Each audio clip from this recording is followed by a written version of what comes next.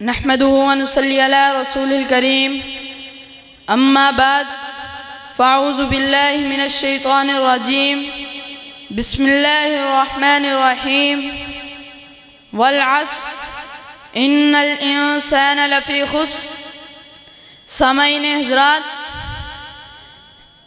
تاریخ کا مسافر دور بہت دور ایک ویران ساحل سمندر پر سکتے سی کی کیفیت میں کھڑا ہے۔ اس کا دل لہو لہو اور جگر پاش پاش ہے اور پکار پکار کر کہہ رہا ہے، کیا اس لیے چنوائے تھے تقدیر نے تنکے، کیا اس لیے چنوائے تھے تقدیر نے تنکے کہ بن جائے آشیانہ تو کوئی آگ لگا دے۔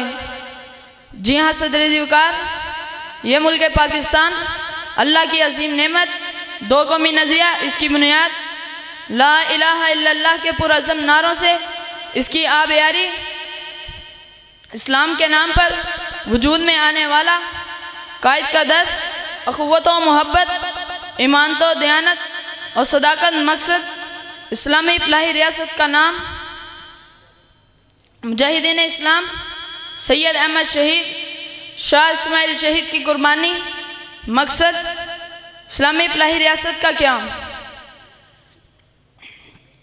آنکھوں کے سامنے لڑتے ہوئے انچل اور تڑپتی ہوئی لاشیں، مقصد اسلامی فلاحی ریاست کا قیام۔ لاکھوں لٹے پٹے مسلمانوں کی ہجرت، مقصد اسلامی فلاحی ریاست کا قیام۔ جی ہاں صدر وقار، یہ ہے آج کا پاکستان۔ ہر داڑھی میں تنکا ہے، ہر ایک آنکھ میں شہتیر، ان کی نگاہوں سے بدلتی نہیں تقدیر، ان کی نگاہوں سے بدلتی نہیں تقدیر۔ توحید کی تلوار سے خالی ہیں نعمیں، اب ذوق یقین سے نہیں کٹتی کوئی زنجیر۔ جناب والا، لا الہ الا اللہ کی بنیاد پر حاصل کیے جانے والے خطے میں اسلامی نظام کی بات کرنا، بنیاد پرستی جبکہ اسلامی قوانین کی پامالی جدت پسندی کا لقب پاتی ہے۔ لارڈ میکالے کا نظام تعلیم اس دین کی جڑوں کو کھوکھلا کر چکا ہے۔ آج آزادی کے نام پر امت محمد صلی اللہ علیہ وسلم کی بیٹی کی عزت کو نیلام کیا جا رہا ہے۔ آج یہ اسلامی فلاحی ملک IMF کے قرضوں اور سودی نظام معیشت کے آگے گھٹنے ٹیکنے پر مجبور نظر آتی ہے۔